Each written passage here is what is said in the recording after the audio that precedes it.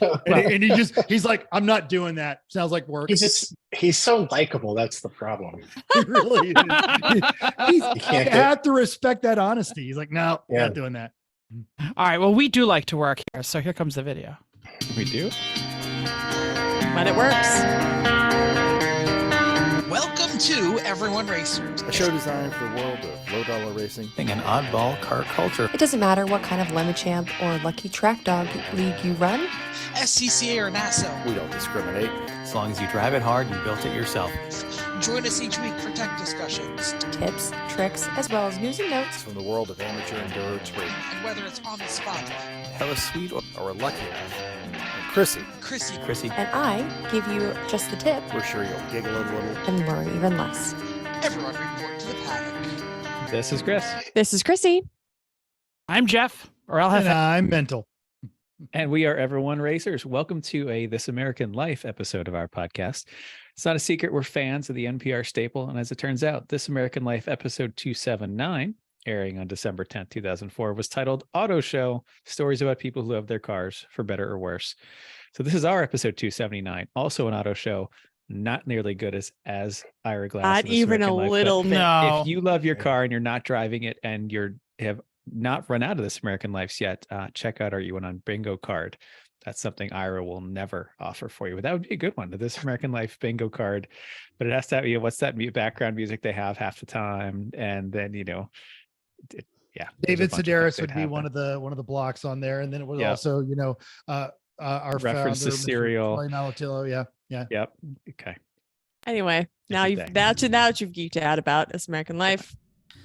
Yeah. We're gonna just increase the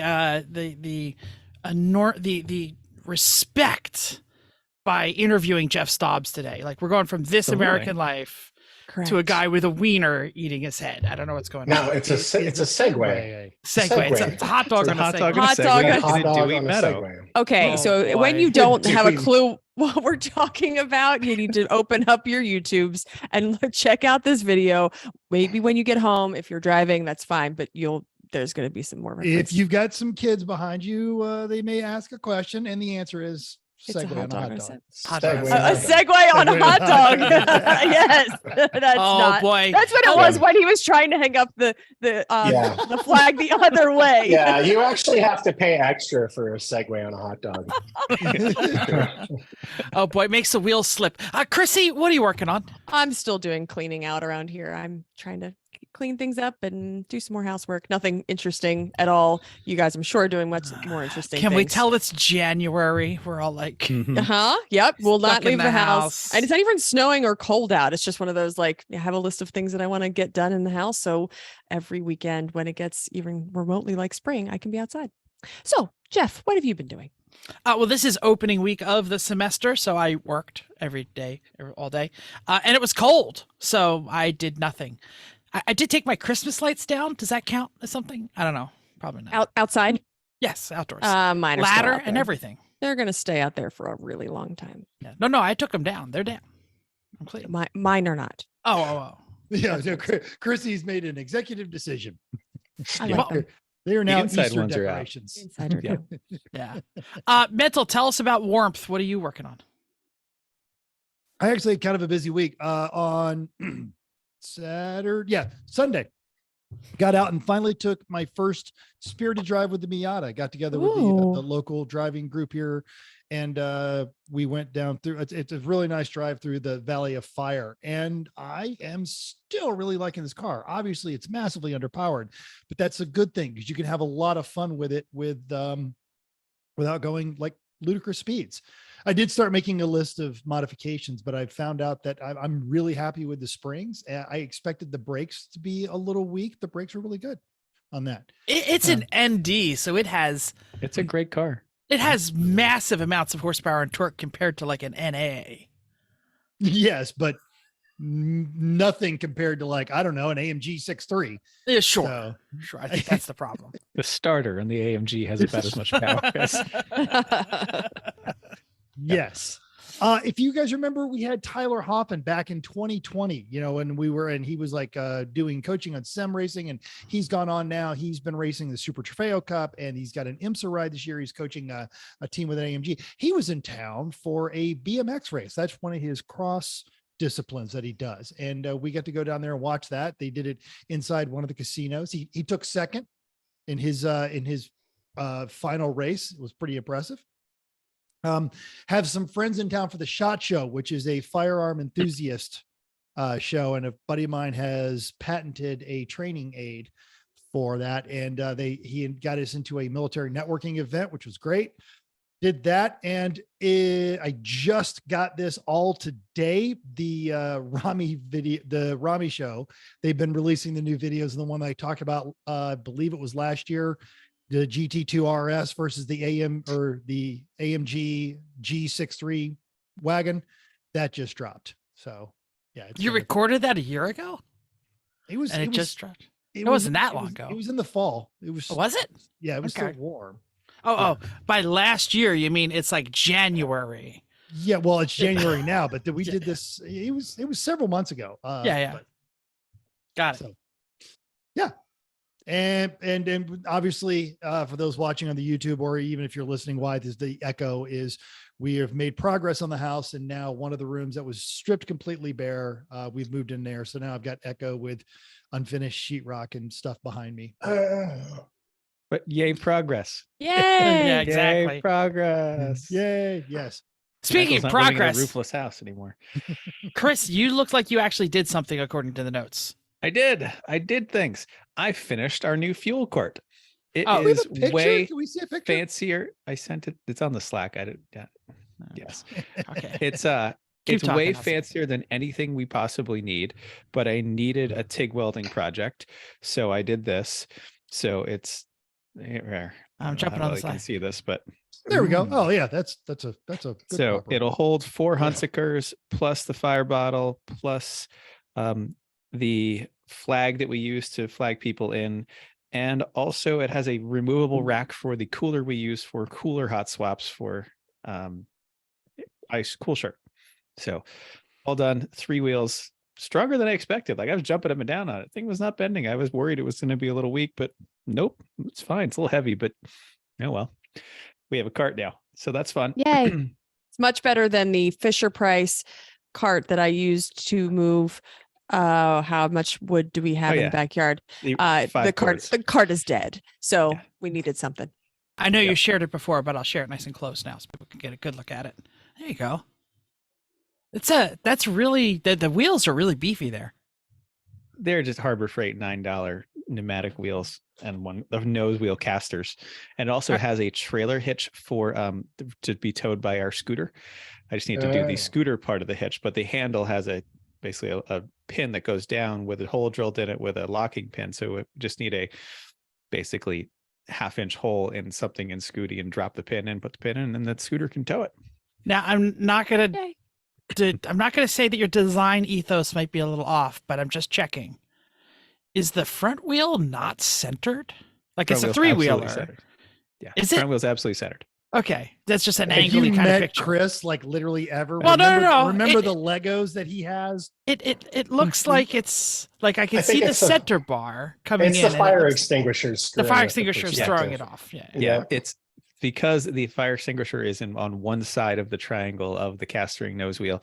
There's nothing on the other side yet. Actually, that's the only thing I still have to do. Is I was going to make a little gear pocket there to put like the Camelback and the radio, but didn't want to make it out of something sharp enough to damage a Camelback. So I'm trying to figure out what to do. Maybe I'll make it out of wood or something. I don't know. Or bucket, plastic bucket. Yeah, that too. Yep. Cool. And then back to plane stuff. I have put plane stuff on hold for a long time. Now I'm going to make time for it. So I'm actually going to see said plane and fly said plane on Saturday. So remembering how to do private pilot stuff. Yep. Very cool. All right. And by now you have noticed our guest. You may have seen them in the penalty box at a Lemons race, but most likely you can find him wearing a delightfully ugly Hawaiian shirt and rounding up a bunch of miscreants in their street legal vehicles. We're excited to have Lemons Rally Master Jeff Stobbs. Jeff, Hello. what are you working on? I've been yelling at my 3D printer. I have a 1968 MGB GT that I'm working on. And so I found this cool 1980s like horizontal tachometer. And so I'm trying to jam that into the dash. So I need like an insert, and my 3D printer is not cooperating. So it's caught on fire. It's keeps on delaminating itself. So eventually I'll get it, So or I'll make it out of lemons. Yeah, you'll have a lemons quality 3D printer. That's awesome. Yeah, definitely. Every printer is terrible. The 3D, 2D, doesn't matter. They all are terrible sources of frustration. It's just so frustrating. Yes. Raise your hand if you could walk into a garage and touch an MG that could not run right now. Oh, that could not run? That could not run. Yeah. Well, you say a garage. You make sure you don't mention your garage. Well, it's in my father's garage 3 blocks from here. Ours is in our trailer. That's not the garage. Close enough. I live in Wisconsin, but my shop is in Minnesota with my buddy Kevin, and we have like 4 MGs that don't run. So 4 times the distance. 4 times as much power. I think it's mental illness at this point. I really liked my 69 MG BGT. And I saw one the other day in Pennsylvania in January in nice condition. It was like a gas station somewhere. Right. Anyway, it was just fun to see them out. They're such nice looking cars. They're so beautiful. I am a BGT fan. Till you drive it. Well, even that, it's got character. I Lots of character, definitely. We're actually also working on an MGB race car that's a 74. Ooh. So we're working our way through welding. Lots and lots. What? Wait, I'm sorry. There's an MG in Wisconsin that's rusty? Technically in Minnesota. Clutch my pearls. Yeah. Well, the good thing is about living in the Midwest, you get these for free. You show up and the guy's just like, my wife's mad at me. Please take this. Yeah. And so we load them up and we drive away and get a free car. So, well, and then that's how you have so many of them. Yeah. It's not American. You can have it. Yeah. All right, Chrissy, do you want to? Happens with a lot of things. I ended up with 4 Porsches just by owning one. Oh, you've got here. Take this other free one. Yeah, it goes down the hill very quickly. Yeah, they were. They were 928s. Well, that 2 928s and 2 914s. New 914s, yes. Yeah. So that's wonderful. Chrissy, do you want to show Jeff how we transition? I'm pretty sure he knows, but we're going to use the notes. Yeah. That was fun. Thanks. But before we started recording, Jeff totally admitted to listening to some shows. Yeah, the first five. Oh. And then, like I had said, I skipped ahead like 100. Good. And That's then good. Thank you. You nailed down the concept at that point. Thank you. Thank you. Yeah. If anyone's listening, don't go back to the first 5. It's all over the interwebs. You've seen it. You probably haven't seen it, but the first production all-wheel drive Corvette has been leaked. I wouldn't say that has been released. If you haven't heard, just previewed the 2024 Corvette C8 E-Ray. Yes, E-Ray. That is a hybrid all-wheel drive or 4-wheel drive, or I don't know exactly what the system is, Corvette. Here are the highlights. 0 to 60 in 2.5 seconds, a tenth ahead of the current Z06, 495 horsepower LT2, which is basically the same as the base model, plus a 160 horsepower electric motor turning the front wheels through an open diff with a total of 655 horsepower, 1.9 kilowatt battery pack lives between the seats. GM says the E-Ray will start at $104,000.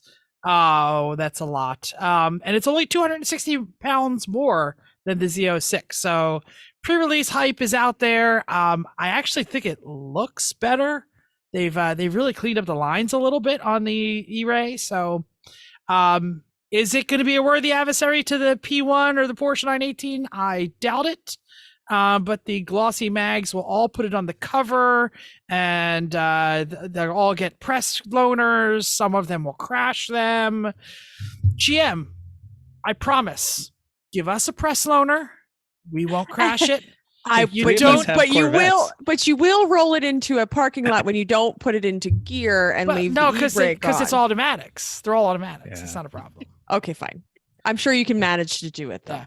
Raise your hand if you've been if you're a Corvette owner.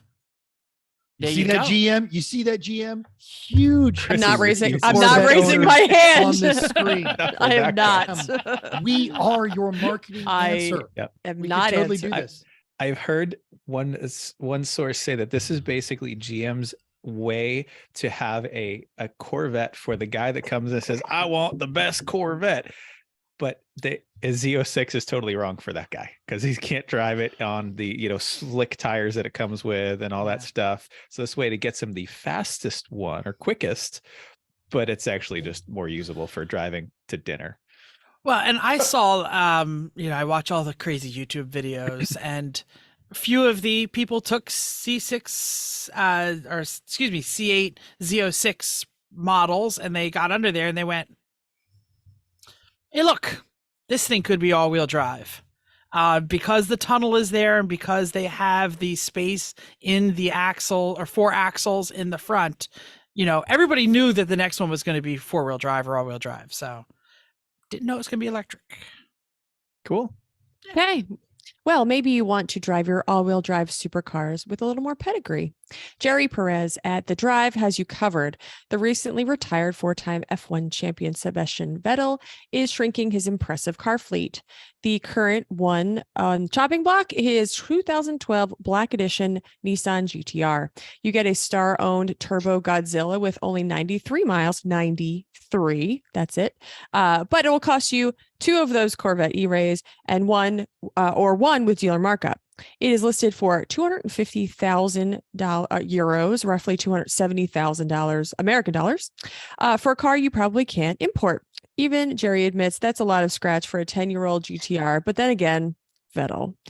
Being a Black Edition, it does come with 20-inch Ray wheels, orange brake calipers, and sold. Right? Sold. Orange And brake calipers, sign me up. Specific interior highlights of red on the seats and elsewhere. And that's all it says that it comes with. There's a link in our show notes. All right. So Sebastian needs to give this to Lewis so we can give it to that rental car company and get back the one that he hooned in Japan. That's what it is. That might add a little bit of the pedigree to it because I think, they're not, sounds like, meh, it's a lot of money for. It's weird because it has 93 miles on it, so you can't really say that Sebastian Vettel drove it. Somebody he did own it. Somebody probably drove it to his house, and then he didn't drive it, and then somebody drove it away. That's probably what happened. It'd be great if you just turned your mic on. You'd think after how many years in COVID, wanted to blow my nose and not. That's great, but then you have to remember to take yourself off mute. In here too, right? Is he eating?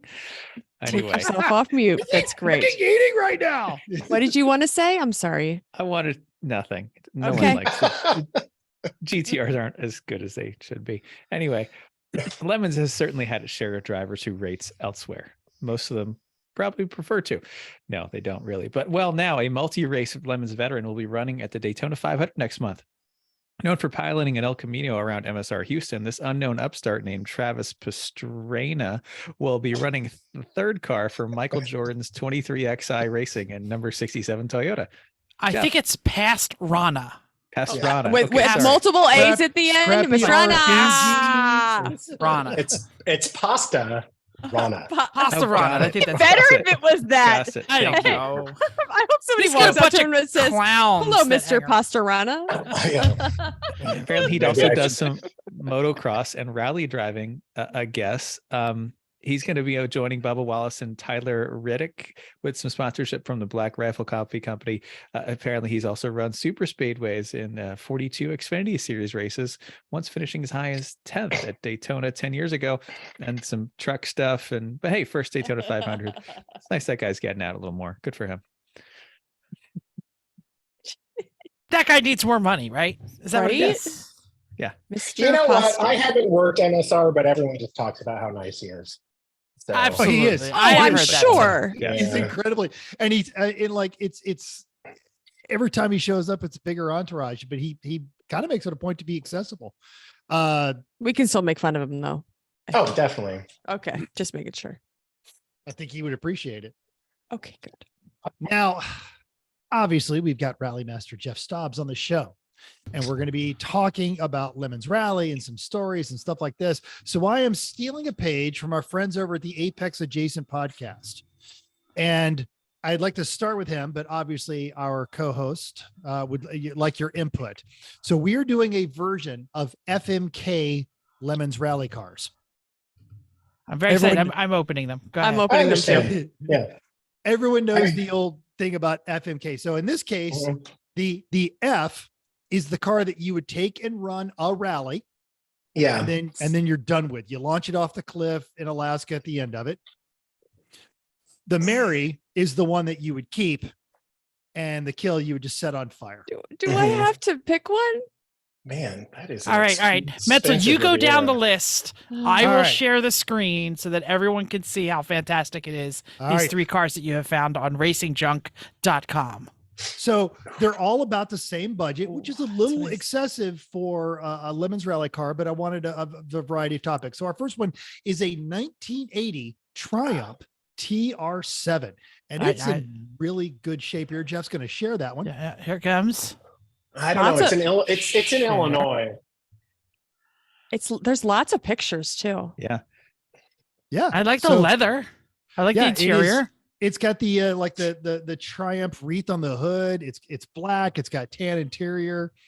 There's your 30th anniversary, the commemorative whole 9 yards. It's got that Grant GT wheel, but I'm prepared to forgive it. And look at that. It's got Wisconsin plates. But someone didn't drive this all year round in Wisconsin. This was someone's toy. Yeah. I was going to say it's got a carpet covering the holes in the trunk. Right. Yep. Yeah. I don't know. The dog legs are fine, which is weird. This is a summer car. Mm-hmm. I mean, the engine bay is clean. I mean, that's the least amount of rust I've ever seen in any kind of British product in the United States. Yeah. All right. Our second option is a 1968 Buick Riviera. I got to move for something here. Here you go. I was going to say, I was like, you got an ad. Here we go. We only have one picture of the Riv. Wait, did you read the item description though? Go ahead, Metzel, read the item description. It's a 68 Buick Riviera GS project. Currently disassembled for restoration, but complete. Like that would scare off a single person who is listening to this. But they take money orders, so we're good. Yeah. Exactly. I just want to say, before we get talking too much into the Riviera here, I think this rivals the Jaguar XJS as one of the most beautiful cars ever built. Not this specific one. I think this is a beautiful car. The early 67 is for a little better. Yeah. But it's a hideaway headlight, closely related to your personal luxury coupes of the era. Yeah. And it's in New Mexico, so it's going to be rust free comparison. So this is 68, so it has a slopey rear window, not a boat tail rear window. It is not. Correct. It is not a boat tail rear. Because that's a 67. They had figured out that was far too expensive. Yeah, that's a terrible idea. Maybe we should just make it flat.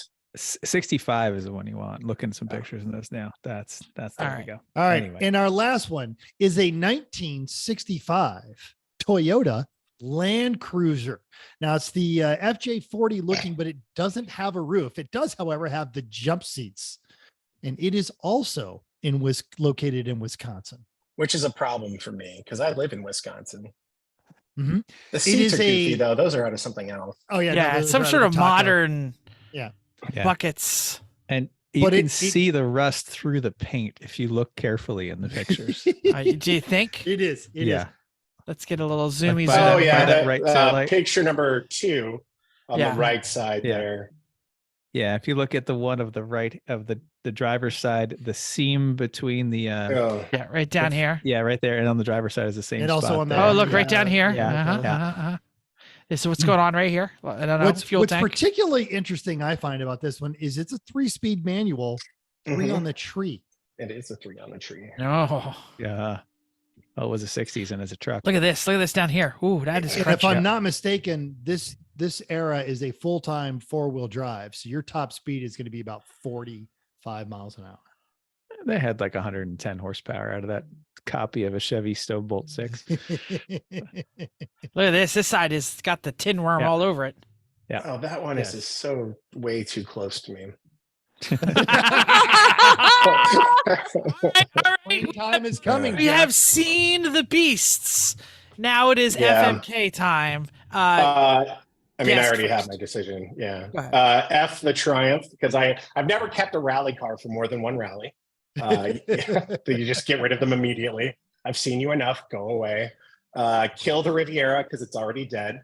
You can't beat a dead horse. And then definitely marry the I have a 100 series Land Cruiser, so it would be nice to have its grandpa in my driveway also. Yeah, And that's like I said, it's far too close. far too affordable, I guess. Yeah, that well, was the other thing is, I live in- $5,500 for that one. Yeah, and I live in Wisconsin, so I don't care about rust. Everything's rusted, so you don't care about rust when everything's rusted. There are no. It's clean nice when cars. things aren't rusted, though. All right, It does doesn't anyone happen. want to share their FMK? I mean, I'm ready for mine. Go for it, I'm Jeff. very similar. I would F the Land Cruiser. I would crush the Riv, and I would marry the Triumph. The problem, okay. The problem is the Triumph is a terrible rally car. It might be. No, it's a good, but that's not true at all. That's not true at all. It's the opposite. Okay, there's a scale. The more pain you're in, It's the right. more points you get. Okay, right The now. more comfortable you in. Like when people show up, like I got a van. I'm sorry, you're losing. You're not Okay, gonna win. but okay. a rusty 3 on the tree 4x4 with no roof. With no roof, man, you are top 3. No matter what, I'm going to make you top 3. Chrissy, I babe rallied Miracle the Miata. I know. $200. Rallied a Miata too. That Yeah, was but that's not the $500. point. It's the Miata. Yeah. Chrissy's point about it's a terrible rally car because it's not going to make it to the first checkpoint. You're going to walk into O'Reilly's and they're going to go, "A what?" They have some parts. Yeah, but the second car that I rallied when I was still rallying was a midget, an MG Midget. And my friend Kevin and I, who I do all the rallies with. For reference, for our listeners who may not be familiar with your impressive stature, how tall are you? Yeah, so I'm 6'2", Kevin is 6'1". So we call her, and I weighed like 50 more pounds then. And so when Eric first met us, he just kept on calling us the luxury sized gentleman. Nice. And we were just crammed into this little MG the whole time.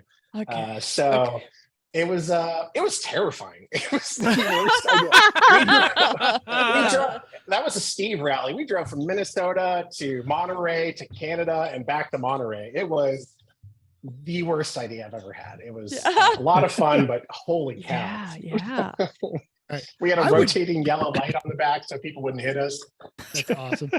I would marry that Triumph because I think that thing's I can gorgeous. push it most of the way to work. It'd be great. And I think I would F the Land Cruiser just for pure pain. But again, it's a 68 Buick Riviera. You know, it's a 60s small block V8. I bet you could just dump a little oil in it and squirt some starting fluid and it would run. It's Well, just a after you Sunday. put it back together. It's Yeah, just I a think you need to Sunday. put it That's the together. problem. Right. Yeah. What I you guess do on the it side depends of the on- road. It depends on when the rally is That's in relation to when we're exactly what I was buying the thinking. car. I'm So how- assuming I How don't much have time much do time. I have? Yeah. Yes. Okay. So looking at this, the engine compartment of the Triumph, there's some wonky stuff going on in there. Yes, There's some and dryer ducting. as indicated by the Triumph badge on the Yeah. hood. Some of that's I mean, Stocker. I maybe- mean, that's the best British Leyland could do in 1980s. Well, we got some dry ducting. That's Probably, yeah. yeah. and 1980 is like the worst year for this. Like Yeah. that's Oh, definitely, yeah. Yeah. All right. They only turned I'm out last 4 to go. cars that day. I got to ask the question though. When we said you take it on a rally, does it have to be the Alaska rally or is it any rally? Because that Oh, will no, change my that's- answer. Either of them would do well on either rally. Like, 'Cause if if it's- go ahead. I'm sorry. No, if basically the Riviera gets killed because it's not appropriate for either one. I don't want it forever, and I can't take it on the rally. It's not done. So I got to decide between the Triumph and the Land Cruiser. If it's the Alaska rally, I'm taking the Land Cruiser because whatever things might get in the way. Alcan Highway. Yeah. And actually small chance of parts better than the TR anywhere up there. And it'll probably get fixed with a rock on the side of the road. It's an old Land Cruiser. And you can like sleeping bags are pretty good. You could just like zip up in a sleeping bag. Well, and it's got enough ground clearance. You sleep under it and you're out of the rain. And then and keeps the bears away from you. Totally.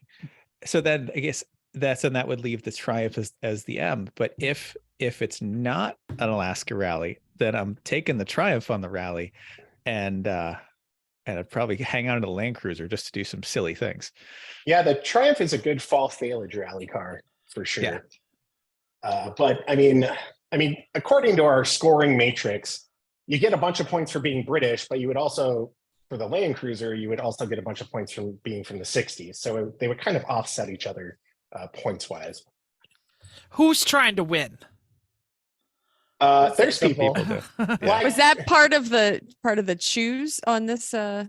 Yeah, sure. For me, and I just, I have a Land Cruiser. I just want more Land Cruisers. Weren't you just complaining about having too many MGs? People will start giving them to you. Oh, I've got this Land Cruiser. Come get it. It's free. Just ride me with the Land Cruiser. That sounds great. I can turn into Andy DiRossi with a envelope factory full of cars. Sure. Oh boy. So yeah, this is all on Racing Junk, racingjunk.com. You can post your ads for free there. This is the slightly sponsored section, so hopefully they don't mind the wiener in the background. Racingjunk.com, you can post everything for free. You can look for free if you want to have multiple pictures in your ad. What is it, Mental? $19? Oh yeah, they just had a sale. Yeah, and you just become a member. The Cruise for free. ads paid for the better ad. Right. Yeah. And then once you've done that, you could take the ads off of yours while you're scrolling through. Oh, that would be cool to have. Oh, that would be cool to have. Yeah. Definitely make more money. Check it out, racingjunk.com. Let's move on to listener feedback. We have listeners and they don't like our jokes. Okay. On the YouTube and the Toe Pig episode, AJ said that Zardoz bit had a real last skit on Saturday Night Live vibe to it. I feel like that's a compliment. Thanks. I don't know which way that goes. Michael K added that he had done a lot of the consideration when he bought his latest tow vehicle. Two options were pickup plus enclosed trailer or 1-ton van and open trailer. He decided on the pickup because the truck is more useful as a home remodeling /engine/motorcycle hauler when not towing the enclosed, and the enclosed becomes an extra one-car garage. True.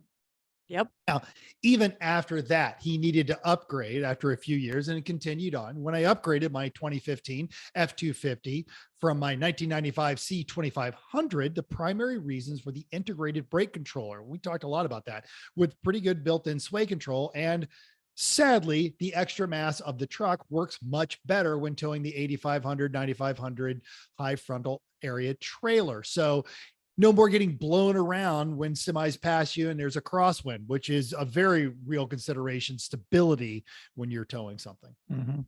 And finally, on Facebook, Andrew S. shared his Subaru Crosstrek tow pig. He was hauling the car formerly known as the Mercurian Falcon, well, at least what was left of it, which has it had no drivetrain, doors, hood, or fenders. So, quote, it was totally safe to tow to Zap Rowdowser's dad's barn for the winter. Yeah, that's fantastic. That's about right. One more shot to AJ. AJ, I think that definitely it was the Zardoz joke was a little tired, slow, and misunderstood. I think that's totally the last sketch of Saturday Night Live. So, you know who always stays up to see the last sketch? All right, how about this? You know who always goes to bed after Weekend Update?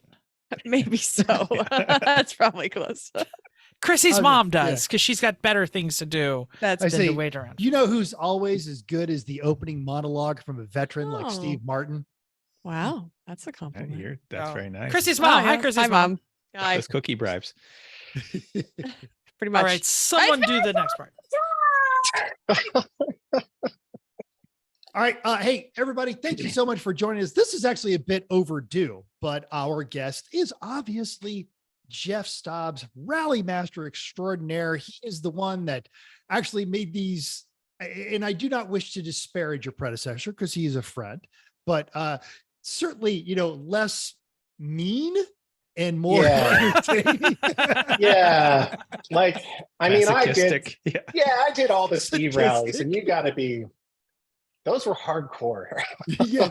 And it's not like Steve would drive across the whole country thing. when he could fly. He would drive from New England to Texas to do the rally and then drive someplace else. So he wasn't being like Ellen mean. He just thinks that's how people live. That's how people live. Yeah. Yeah. That's a great way to put it. I never really thought about it that way.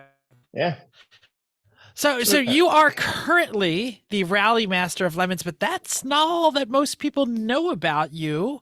Why don't you begin with a little bio? Tell the world what they want to know about you. Well, I because mean, we could do it, but we didn't do any research. So yeah, that's fair. That's fair. I'm a bad Google search anyway. So I mean, I grew up in San Diego, so it's really easy to get into car culture back there. My friend Marie and her brother Will had a 1965 Mustang that their dad put like a boat carburetor on. So it was just absolutely awful and never worked. So that was a good time. And then in 2016, my buddy Kevin emailed me and said, we're doing this. And I said, we can't afford 24 hours of Lemons. We can't afford a race car. And he said, no, you idiot, there's a rally now. And so that's how I got involved in that. The first car that we rallied was a Cadillac Eldorado Brougham with the diesel in it. Nice. Yeah. So he drove that from North Dakota to Monterey. And then we did he picked me up at the airport. We did the entire rally. And then on the way back to North Dakota, the Eldorado got sent to Valhalla and was towed away after the engine block cracked. So that was kind of started the tradition of making the cars go away after the rally. Then we rallied the MG Midget, which we ended up selling to now the Crawford Museum. Go ahead, mental. Well, I was gonna say, it wasn't that after you rear-ended somebody. I was asleep. Okay, and Kevin had decided to use a cane from a truck stop as the cruise control. Kevin also there's no fail in this plan. Yeah, oh my God, he just wedged it in there. So Kevin also grew up in the middle of nowhere, Iowa. Like his parents owned a pig farm. Like, so he's really good at gravel roads, but you put him on a freeway and he's just like the tailgate champion. So we rammed into the back of a Dodge Avenger. And I'm pretty sure that because the brakes didn't really work when we left. We almost drove off the side of PCH a couple times. But we're pretty sure that he brake checked him to get in the accident because the guy's like, oh, I just got in an accident last week. And we're like, okay. So we ended up putting it back together, removing the hood, getting a radiator from a Cadillac that we ratchet strapped to the front of the MG. And then I realigned the headlights with rocks that I found at the truck stop. So we taped it all back together. And then we drove from Seattle down to Monterey and ended up finishing the rally. And like I said, the director of the Crawford Automotive Museum and Aviation Museum, Bradley Brownell, bought it from us for $300. Then it got driven around California for a while, and I kept on getting tickets for toll violations. And because it was on the back. Bradley didn't retag it. We've had it never drove like 4 times. Yeah. And never told us that. Oh my goodness, that's funny. Yeah, so I just like, dude, can you take the plate off, man? Come on. Nope. And then I think the guy who runs the Porsche Punks page might have bought it for a while, and now it's lost to the wind. So after the MG experience, we ran a 28-foot limo that we painted like the car from Initial D. It only had second and third gear. Also, I bought a carbon monoxide detector, and I thought it was broken because it kept on going off in the back of the smart limo. move. Oh my move. goodness. This thing's And I was definitely letting faulty. What? And my kid, so my kid It keeps beeping and making me dizzy and nauseous. My kid was like 11, and he loved riding in the back. And so then I was like, well, I'll take the one from the house, and I threw it in there, and it started beeping. So we made some decisions, and no one was allowed in the back during the rally in the back of there. Wow. So those are our 3 big rallies. I guess the limo got the most traction, I guess, on social media because the roadkill guys were doing the rally at the same time. And we just had decided once we found out that they were going, like, I'm going to beat the guy in flip-flops. Like, I don't care what I have to do. We're beating the guy in flip-flops. Like, I don't care. So we were, and during that rally, I actually got a Lemons Rally tattoo in Buffalo while Kevin drove around in the limo getting checkpoints. So, and that was only worth 150 points, which is kind of screwed up, I think. The tattoo? Yeah. It's still on. It's permanent. No, I didn't realize the tattoo was part of the. It was fortuitous that I mean, you would get that. Yeah. I mean, it could have gotten worse things, but still, right? I mean, I'm already kind of covered in tattoos. So I was like, what's one more? And you should ask Jeff about his tattoo story. No, we don't need to. Okay, fine. I'll ask you to race sometime. That's true. Yes. That's and fine. Steve was just kind of like, big deal, man. And like just gave us 150 points and that was the end of it. And I was like, I thought that would do a lot better. I thought I'd have a winner now. Had you been running the Lemons Rally? Oh yeah, you've won hands down. And Steve was like, well, did you give it to yourself with a ballpoint needle and an ink pen? Yeah. So that's my rally history. And Eric Rude and I, when did we start hanging out? Probably the next Moscow that I dressed up like Napoleon for the whole time. We started hanging out. Yeah, and we just kind of started helping out with the rally. Like I helped with registration and some other stuff. And Eric and I have just become really good friends over the years. Actually, it's kind of strange when you spend this. I mean, we probably have 1,000 hours of with each other in a car, just sitting next to each other in the middle of nowhere. So you learn a lot about each other. Yeah, like a lot. So I ended up. Is this your midget? No, that's Max's. That's Max. Okay. Oh yeah, no. This was yours was way uglier even before that. Yeah, this is 2017. So that's when Steve was doing media. So it was just like blurry images from a flip phone. Yeah, nice. I'm searching Lemons Rally, #Lemons Rally on Instagram. You can find a lot of pictures there from all the Lemons Rallies. Just trying to give your social media a shout out here. Yeah, it's well, not only do we take photos, we've gotten rid of the mascots, which some people are very upset about. I'm sorry, Steph. But yes. We didn't know about it, so we worked hard on the one that Chris just went on. He's on the mantle over there, and and then did you ban them, or you just didn't make them mandatory? You still can have one. I go ahead and add it in pictures, but we realized, hey, this is a thing about cars, and all we do is get like weird blurry pictures of people driving by the checkpoint with their mascot held out the window. You're right. Yeah, that makes sense. It was convenient for some things that were really hard to get the car up near. You take a picture, back it off, and then you go up nearby just to make sure you got it. Yeah. So you guys did a good job on the rally. I enjoyed your car. I really like Dave Carpenter's, but only because I had a friend with a Cressida and we used to just like tune that everywhere in San Diego. Yes. That's what you do with the Cressida. At one point on the rally, another team, we were stopped talking with the guys with all the air-cooled Volkswagens, and they mentioned Dave to himself. It's like, hey, do you guys know there's a guy that races these in Lemons? Dave's like, I said, yeah, that guy's a jerk. I hear he's a stunning, good-looking fella. Yeah, he had really good posts too, because it was just him eating food, watching you work on your car. Yeah, that's what we do. That's what we do. That's a thing. Tradition. Yep. Yeah, it would just be helping, and I was like, yeah, that's really funny. So every time he did that, I gave extra points for that. And made me laugh. That's the best way to get points, is make us laugh. There you go. So so we actually we will actually link a story in our show notes that Bradley Brownell wrote for Jalopnik about buying your midget. So. Yeah, that was a bad choice on his part. He thought Porsches were bad. Well, the title, I think the title of it is "What Do I Do with This Dumb $300 MG I Bought?" Yeah, it was weird too, because we had just won like an award from Moss Motors, and like they were all like these famous British car people that I had no idea who they were because they were like 70. I was like, I don't know who you are, but thank you. And so we like do this big dramatic sale, and it was for $300. Well, I mean, it was a crashed midget that was put together again. I believe you said with rocks. Yeah, those headlights. Yeah. Its official name was Bridget the Midget. Yes. So yeah. Thank you. I did remember that. Now that you say that. So we actually all kind of met on cross-country rallies. We were doing the BLAAAH rally, the Big Apple to Big Easy, which is previous to Lemons, and ended up getting into Lemons because we won the Wartburg and promised to do it, the BLAAAH rally, a Lemons race, and the Grassroots Motorsports Challenge all in the same car. Ooh. So we which was that was terrible. Warsaw Pact. Yeah, terrible. That's okay. That's wacky. So what I wanted to say was you made a choice. The choice made us, I should say. Yeah. My favorite rally cars.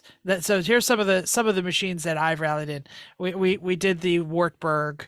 We did a Saab 85 Saab 900 notchback. Nice. Very cool. That was nice. That was very cool. Everyone Saab people were like, that's worth so much money. After the rally, couldn't find any of those suckers. Yeah.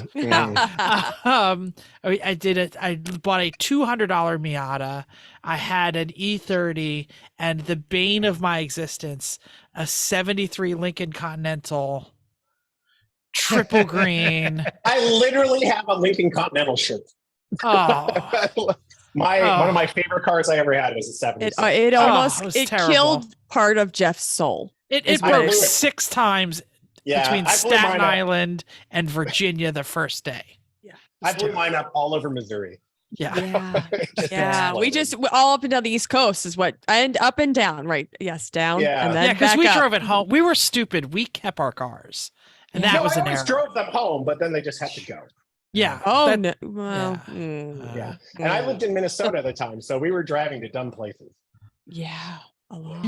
They just go to live on a farm. You sign the title, you take the plates, you leave that on the side of the road. Good. We did that with the Fiero, actually. Yes. Legit did that with the Went to Fiero. live on a farm. Yes. There may or may not have been a Cadillac in Arizona. Yeah. Right. Yep. That happened. I'm even familiar with the truck stop that it's at. I think ours was behind a hotel. That's private property. Next to a dumpster behind a hotel is what we did. Ours. Yeah, that's where ours is. Motel 6 in Louisiana. Yeah. Oh, right. Actually, I can't get the article pull up because Jalopnik got completely sold again. But I am going to do this real quick. So this is going to be a terrible share, which the participant has disabled. Oh, I had sharing open. I thought. Hold on, let me get there. Advanced sharing options. But all participants can share. Go ahead. Now try again. Try a fourth time. All right, here we go. This is the picture post. I think it's before the rally, but Oh, that's behind Santa Cruz. So the one that's in the upper right-hand corner. Yeah, that's at the last checkpoint. Or the last night.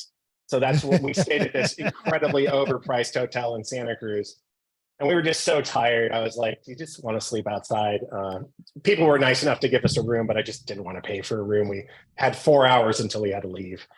Yeah, it's just wasting money, really. You're just renting a shower at that point, which you could have pretty much borrowed from somebody else. Yeah. All right, so you participated. Mm-hmm. How did you get in charge of these rallies? Like I said, I became friends with Eric, and then Kim. And we know he has no friends. He has a lot. It's so many friends, so many more than me. He's always like, I'm going to bring my friend Ellen to judge, and I'm like, oh, okay. He's a respected person. Yeah. Mm-hmm. It's the beard. And the mellifluous deep baritone voice. I was going to say, it's definitely. that, or his Midwestern sensibility. It's all of these things. His unflappable, even keel Midwestern sensibility. Yeah.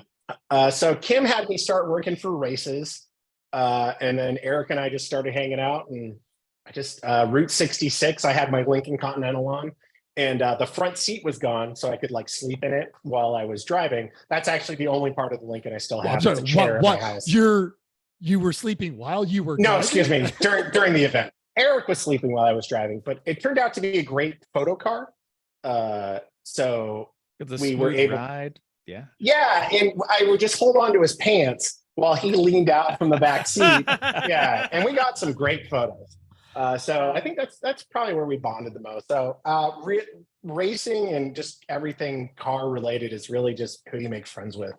It's the weirdest job on the planet to get. I'm still not sure how I'm here, but hopefully they still like me.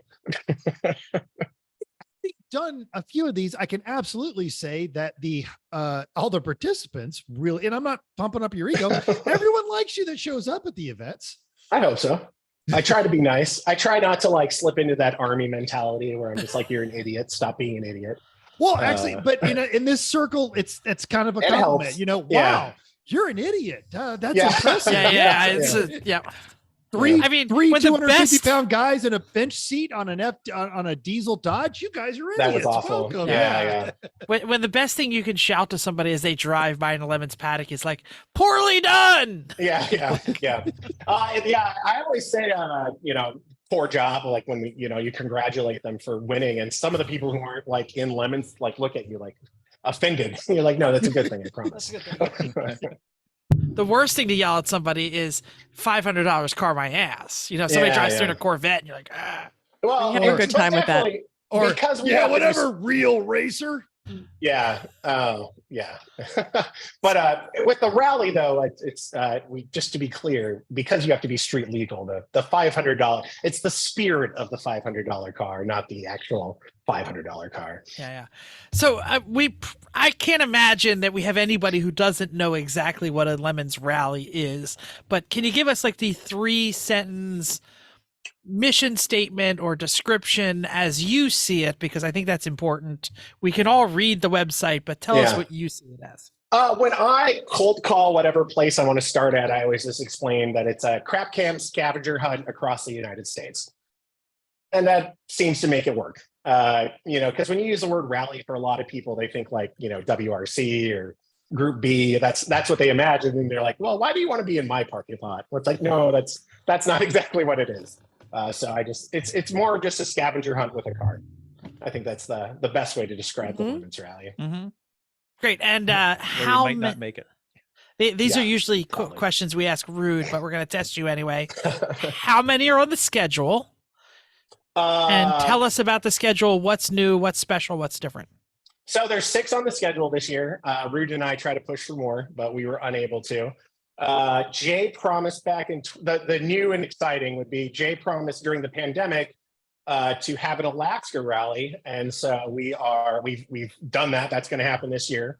It's sold out. It's the first rally. Right? It took about pretty fast. Okay. Yeah, so it's the first rally we've put a cap on, and that's just because the logistics of going to Alaska. Yep. I mean, I literally, because I have like my news feed including Alaska, and there was literally 2 people killed by a polar bear today. So, and because what could go wrong with this? Yeah, and because polar or grizzly, because I feel like it was a polar bear. It was farther up north, but because of the weather, they cannot recover the bodies right now. And the police had to explain to everyone that if you could just hold on to them for a little while, that'd be great. So the question is, what's worse, outside. Getting killed by a polar bear or being so far up north they're like, just let your body stay there. That's fine. Yeah, it's really it seemed Dominic Cordell, Julian Cordell's brother's been helping us with it. It just, unless you're like in the Fairbanks, Anchorage area, the rest of Alaska is like that. And that's where we're going. So that's why we limited it. And that's why I places asked about the hotels, even like, where do you put everybody up in all these terrible cars? Isn't there a mandatory recommend ferry hotel ride too? So it's not mandatory. It's worth a lot of points. And apparently there's a great hot dog place at the end of it. So wow. Yeah. Well, you would know, right? Mm-hmm. Your backdrop would be yeah, there's a good hot dog place at the end of it. So those are called inadvisable checkpoints. So those are the ones where if you really want to have like an 18-hour day, like go ahead and go to that place and have an 18-hour day. If you want to roll in at like 7 o'clock and come eat dinner with me, don't do that one. Right.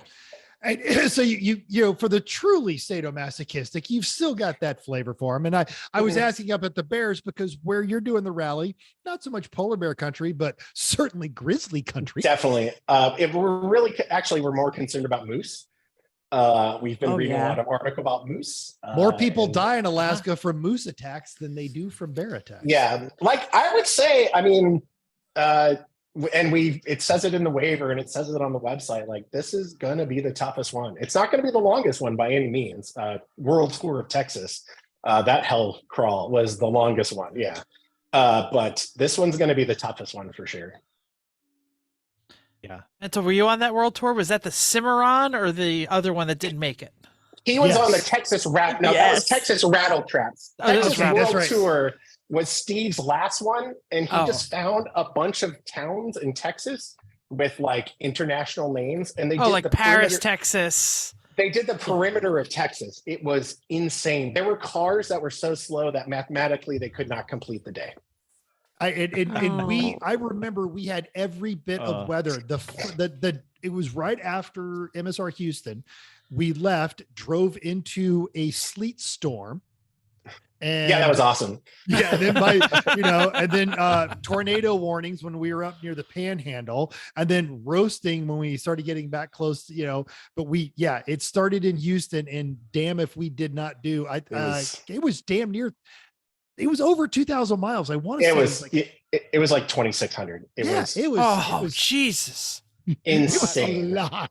What car did you bring on that one, Mental? That was I was with Donnie and Steph in the Cimarron on that one. Oh, that was the Cimarron? Yeah, that was. And then we had the follow-up with the failed Cadillac rally car. Yeah, right?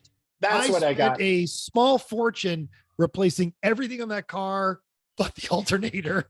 Yeah. That's what I was getting confused. Yeah. Someone owns the Cimarron now. Jason. Jason does. Stunt Granny. He's in the iRacing league, and my understanding is he's got plates on it and he's driving it every day. Good. That is still an obnoxiously good car. Yeah, it's a nice car. Yeah. You all are crazy if you think a Cadillac Cimarron. What was it, an 88, 80, something like that? It's a 5-speed 86? man with brown velour interior. No. It was fantastic. It is not a nice car. No. as the model year is go, equivalent to its really horsepower nice. too. Exactly. Oh yeah, totally. It was great. Oh boy. We're talking an RPM red line. Yeah. So we're talking cars here. We've talked a lot about some of the cars here. What do you think that the teams should be doing? I don't know, to their cars, before they go on a rally. Like, okay, so I bought a slag.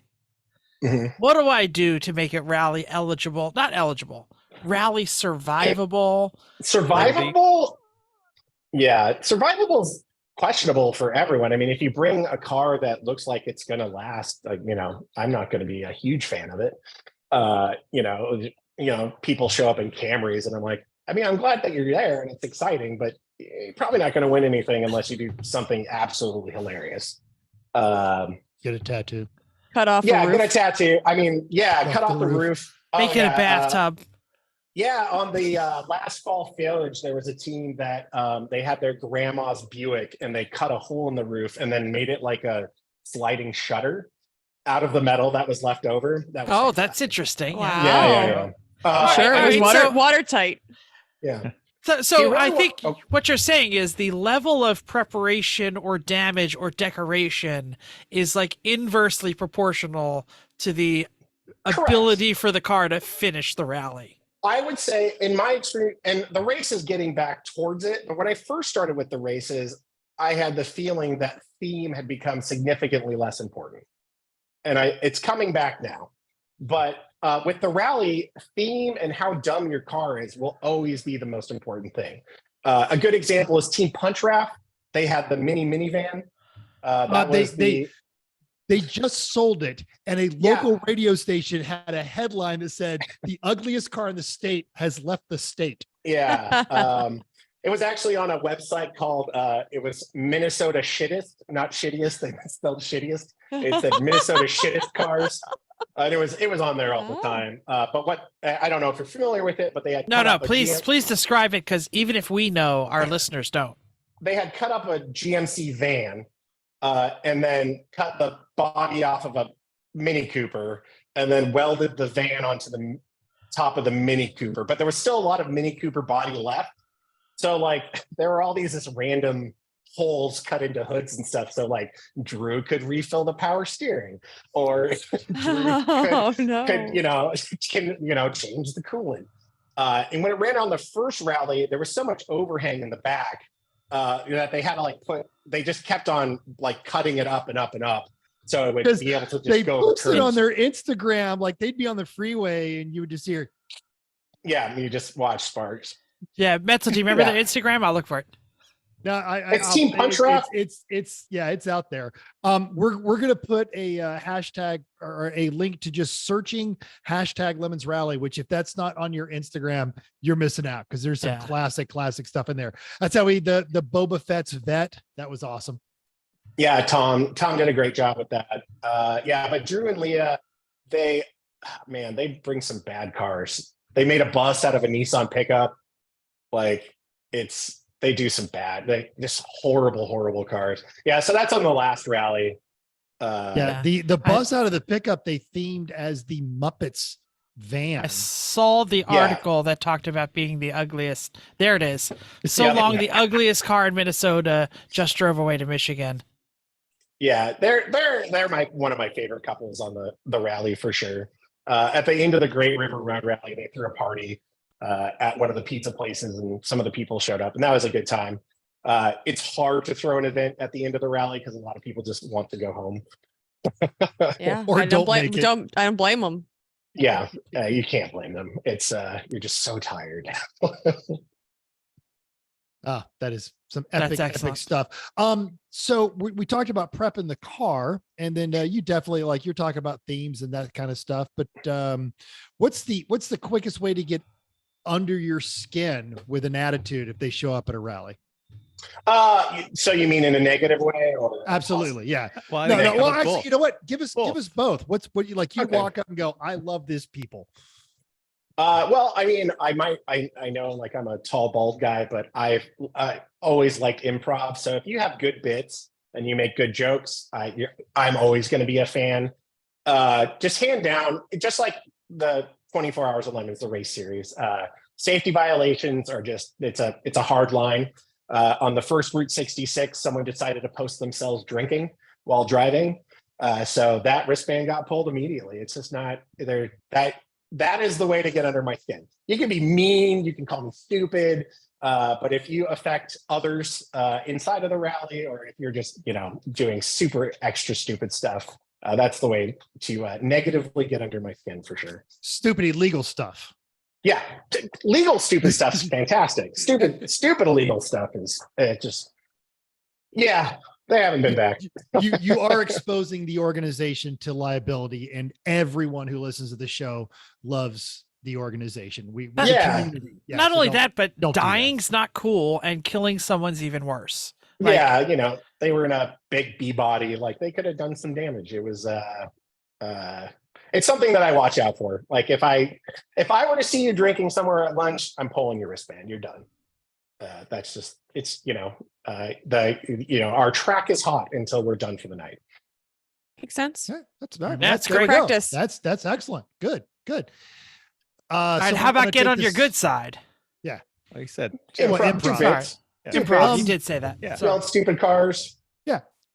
Dress up like an idiot. Stay in the same costume the whole time. And works great. That's excellent. Now, we like costumes. I got sick of my jorts by the end of the weekend. Yeah. Were they my jorts, or did you have? I had my own jorts. Okay. I still had one pair of jorts for a whole rally. It's like, oof. We started this with an entire bit about when I'm done with a rally car, it's gone. I'm sending it to the great beyond, or it blows up on the way home. There's a lot of people, maybe they don't have space for a junker car or time to work on one. What are some, if you're not trying to win at all cost, which is probably the wrong attitude anyway, what are some other ways folks can get in and do a Lemons rally? Well, last year we opened up a rental car class. So the sketchier the rental agency, the more points you get. You get points for mismatched tires. You get points for, just having a good story. Because we realize that, like Mental said, just not everyone can, and some people are intimidated by working on cars, but they like driving.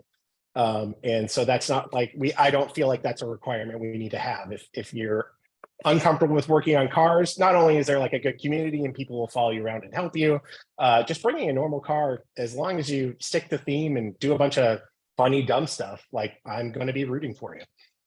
And run parts for the people who break. Yeah.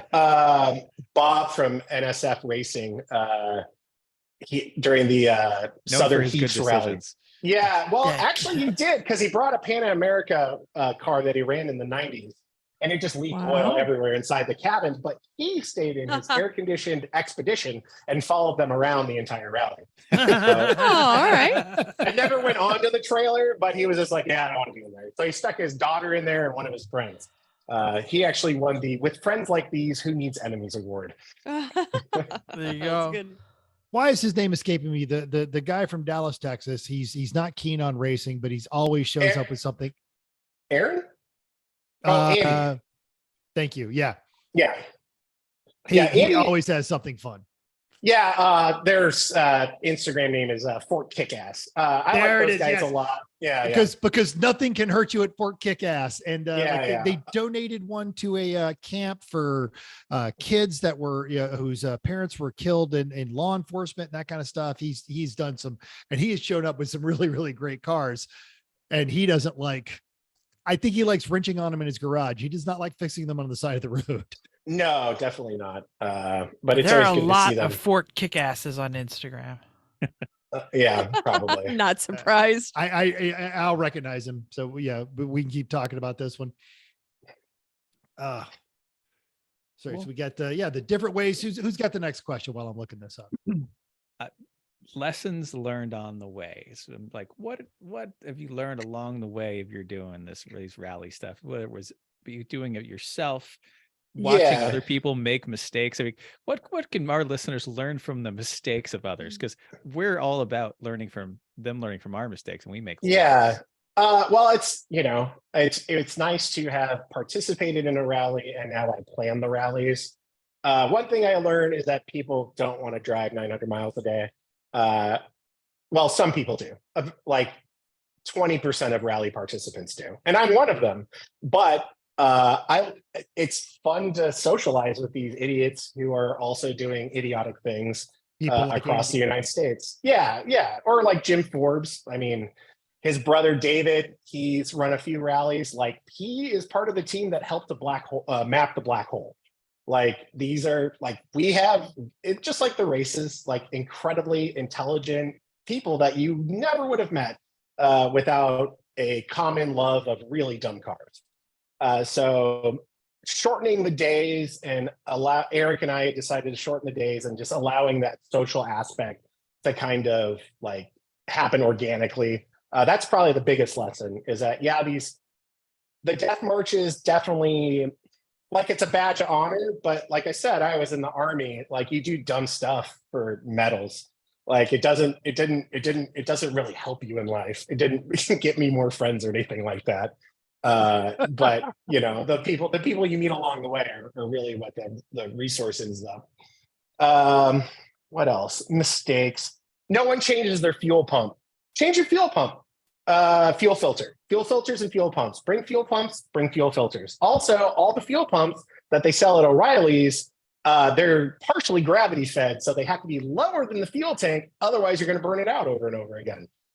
So that's probably advice you can use. Yeah, seriously. I changed our fuel pump when I got home after nursing it. Somebody had brought an MG to fall foliage, not the red one, it was a blue one. And he's like, it's kind of stuttering. And I was like, it's your fuel pump. He's like, nah, I just think I'm out of tune. I'm like, it's your fuel pump. And a day later, it was my fuel pump. I'm like, yeah, I know. But it happens. Imagine, I've done this before. Yeah. This is the Fort Kickass that and this is some of the stuff. The Middle International right there, Jeff, that you'll like. Oh, I like that. I see that. Is an airport tug. Yes. Yep, I can see that. And he did I like that blazer that's next to it. And stuff like that. Yeah, he always has something cool. Yeah, he sends me a lot of pictures. I like going to Texas and hanging out with him and his wife. Also, I don't know if any of you have. He and I have discovered that there's a common theme among Lemon's rallies. We all have dachshunds. Well, a lot of dachshunds. Yep, you got a dachshund. Yep. I have two. They're upstairs right now because they won't shut up. But so many people that do lemon stuff have dachshunds. It's really Who weird. knew? Yeah, and it's just, and an even larger percentage rescue. Like almost Mhm. everyone in Lemons that has a rescue pet, or has a pet, it's a rescued pet. yeah. Come on, everyone in Lemons is all about Yeah, I was gonna adopting say. poor neglected things. Yeah. So why Yeah. not a Being small dog? okay with the imperfect. Yeah, You know what I mean? The, Like, the races don't pay a lot, but I am there for the dogs. I don't really care about you guys. I'm there for the dogs. that's fantastic. Let me see here. So a lot of people who are listening to our podcast, we have a lot of race listeners, to be honest with you. Yeah. Probably not as many rally listeners. Yet. Why should the person who's listening right now, who's never done a rally, do a rally?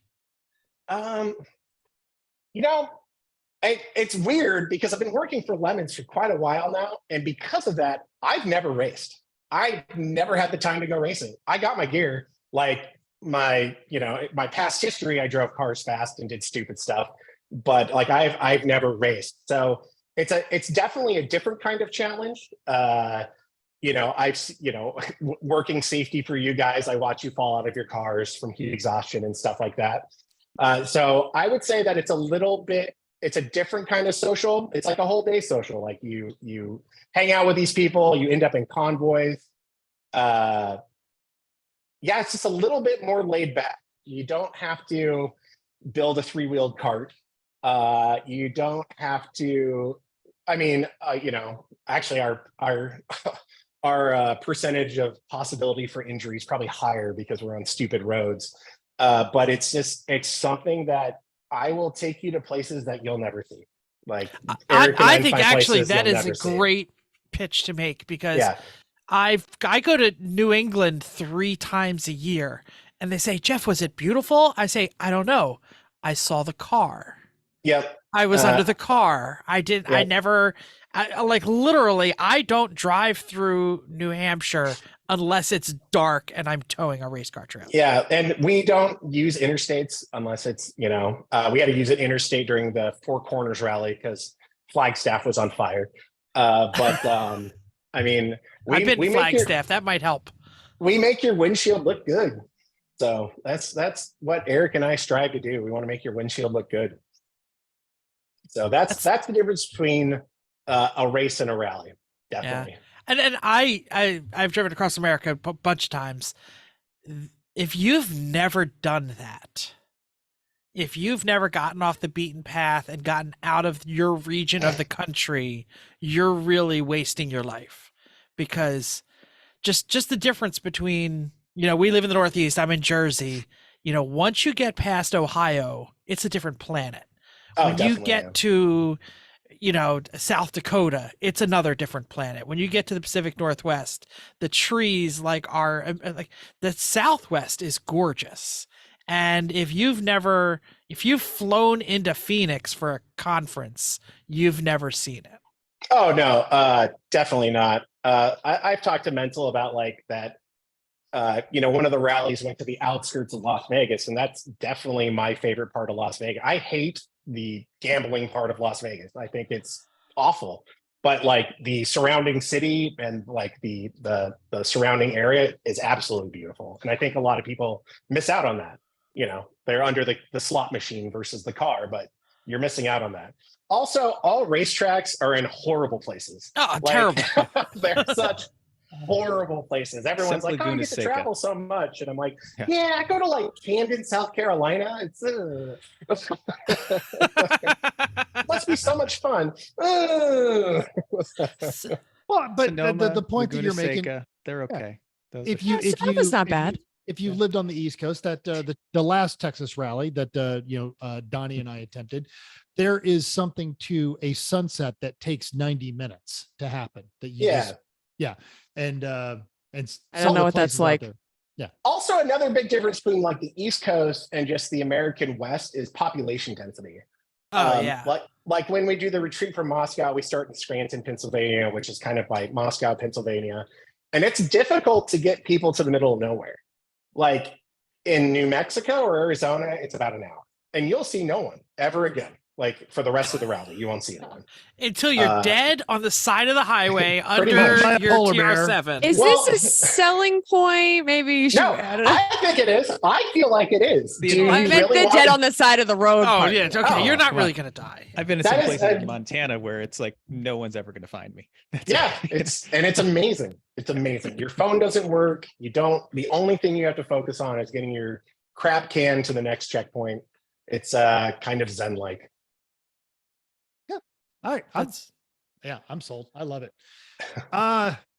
What's either you did it or you saw it, your favorite rally story?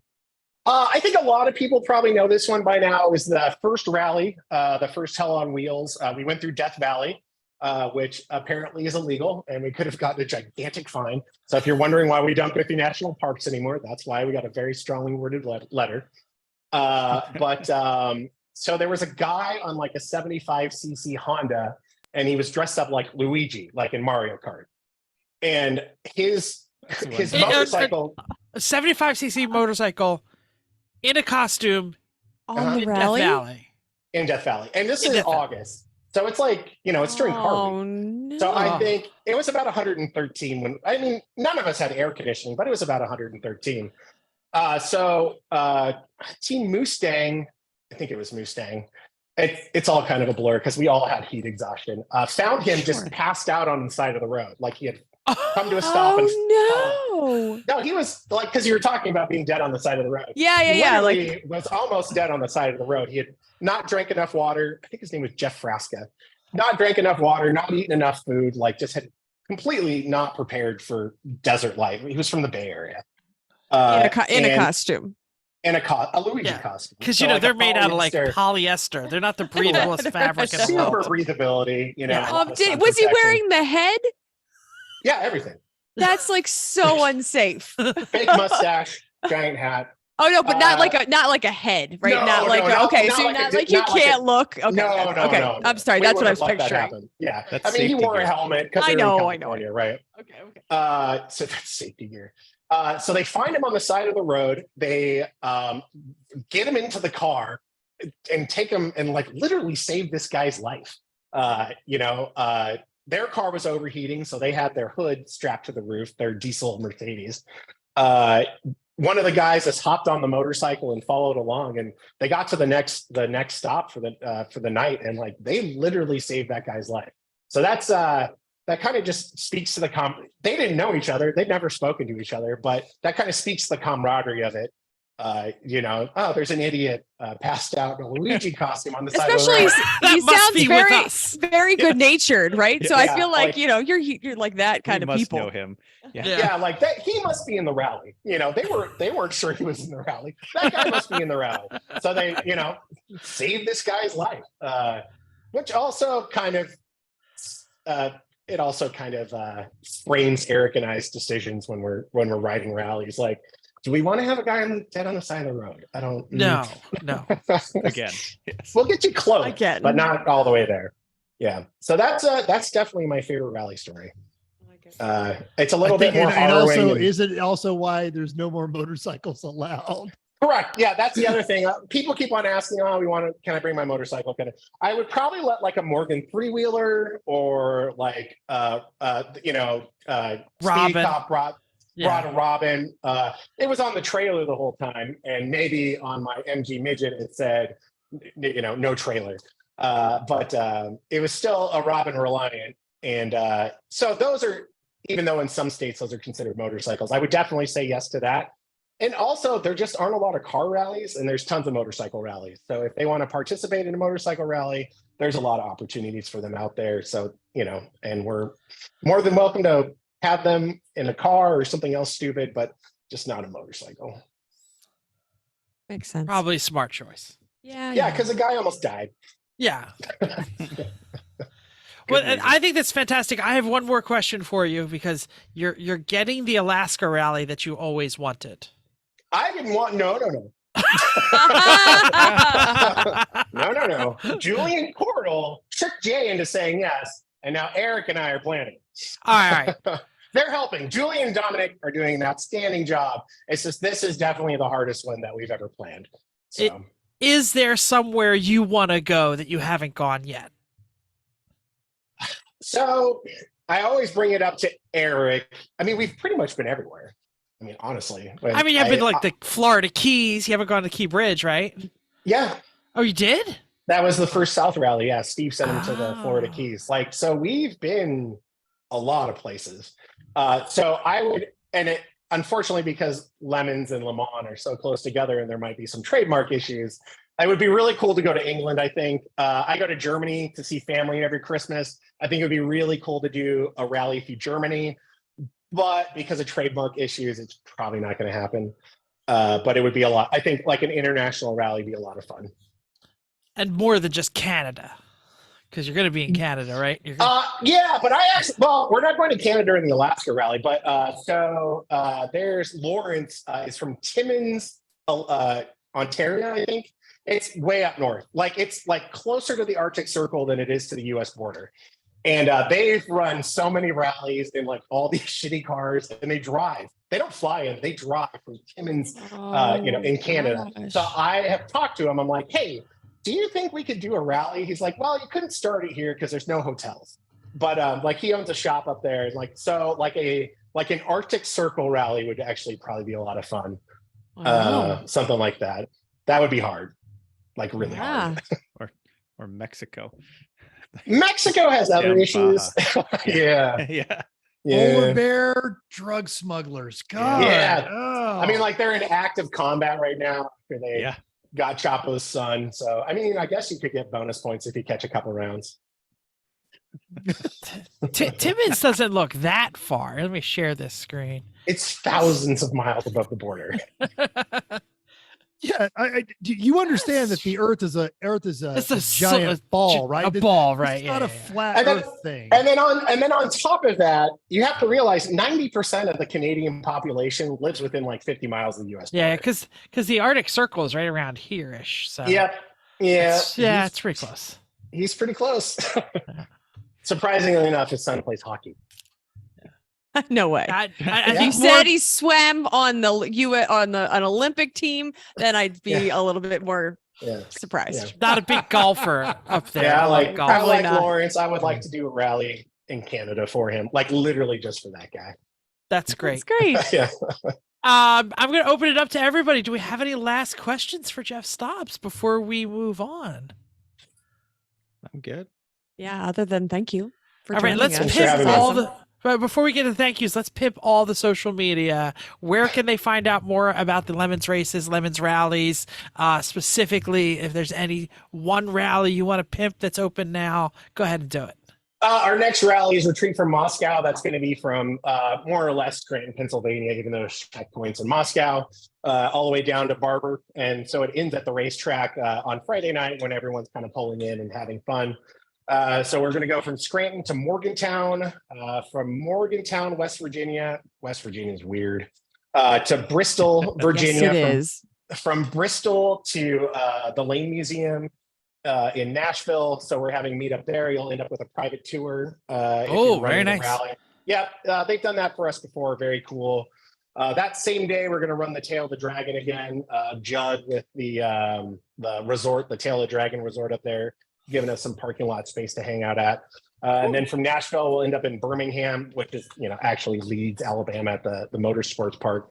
The only other thing is... we can tell you about a great hotel in Birmingham, Alabama. I don't have to... Kim handles that. Yeah. That's over a beer at a Lemons race story. There you go. Yeah. Chris couldn't find his room, and somebody from the desk said, the police aren't done with it yet. Oh, okay. And then I stood outside and talked on the phone while drug deals happened, and I didn't really get involved. Sometimes unintentionally, I might rent a hotel room or recommend a hotel room when we're in small towns. That is definitely happening. Oh, yeah. And I stay up, stressing up all night, just like looking out the window, making sure nothing bad happens. The police pulled in and said, "You're not parking all those cars here, are you?" Yeah, that sounds about right. And then anyway, keep going. Yeah, after that, we have the next Texas Rattle Traps. That's going to start at Harris Hill in San Marcos, Texas. go out to Denton, down to Houston. I think it's kind of down and over to Houston. And then we're going to end up back at the racetrack at Harris Hill. They ran the Southern Heats Rally and that super cool Studebaker. And they probably would have won if I didn't catch them driving it on the trailer behind their like $1 million RV. So, but they stole the part from the museum, right? Is that what it was? They didn't steal the part. They called it, owning a racetrack probably has a lot of benefits. And they said, hey, water pump broke on our Studebaker. Where can we go? And someone knew that there was this museum that had this wrecked Studebaker from a movie, and they were able to take the water pump from it. And they were able to rescue their car. They also had like a traveling margarita bar because they're like theme was Jimmy Buffett. So at the end of every night, they would set up a margarita bar for everyone. Oh, this sounds amazing. Yeah, it was pretty good. So, that's like when we did shots on the back of the Fiero and we lit them on fire every night. We did that. Nice. So, and then if anybody's up in Scranton, so that's probably just Garage Heroes in training and like 30 other people that live there. Pretty much. Pretty much. Our pre-rally meetup's going to be January 30th at 5 p.m. at Cooper's Seafood House, which looks super kitschy, and I'm pretty sure I can find a captain's hat to wear. So I could bring you one. I mean, those are actually, no, I have a full-on Napoleon costume this time. It's ridiculous. Yeah. But everyone always just thinks I'm an admiral. They're like, are you an admiral? And you're like, no, it's the retreat from Moscow, people. That's because you're a giant. The whole thing about Napoleon is he's supposed to be a short guy. Okay, you work at a school, you should know that he was average height. Everybody was 5'8" back then. For the time. Exactly. Yeah. Oh boy. Well, that's awesome. Look up the hashtag Lemons Rally on Instagram to see all these fantastic pictures. And the Lemons Rally in actual Instagram. Yeah, yes. And that's at Lemons Rally. And then we have the Lemons Rally Facebook page, and then the unofficial Facebook page that's run. It's kind of like the unofficial 24 Hours of Lemons. It's just the Lemons Rally discussion page. That would be the other one. That's where you can actually get real answers from real participants and not just snarky ones from Eric and I. Got it. That's awesome. Love it. Well, I am still trying to struggle to find the time off to do a full Lemons Rally. It's been years since I've been on a rally, so maybe I will. Fall Village is only 3 days. It was pretty easy, Jeff. I got to say, even with my Corvette braking all the time. Despite having worked on it for months ahead of time. I think that was the problem, Chris. I mean, the best. And then I drove it around a bunch too. I drove it. I put a couple 100 miles on it. Yeah, drove it to the Cape. Just to Cape Cod, and that's when it broke down. And then kept going, right. So how do you feel about the Sunrunner just dominating you then? Oh, totally fine. What was the Sunrunner? It was the guys that ran with no top. Oh. It's a GMC. It's a GMC version of a Sidekick that they sold in Canada. It's the guys that's right. It's the guys. Right. Two of the guys from the Miata, the Vineyard Vines Miata, were the ones running that. Yeah, they're good guys too. And it was weird too because they wore like wigs the whole time that looked like Mental's hair. And then at the award ceremony, they took it off, and they both had my haircut, and I was like, "Holy shit!" They had you fooled. That's a good wig in a convertible, and it looks real. Yeah, whole time I wrote in the back. It was great. That's fantastic. All right. I think we're going to move on to our final segment. Mental, I think you have something to share with us, don't you? Last night, I got a call from my racing buddy that I've done the 25 hours of Thunderhill with. Admittedly, he was a few beers into the evening, but he has an idea based on one of his new racing friends who, when not driving a race car, is trying to be fuel efficient and bought a Prius.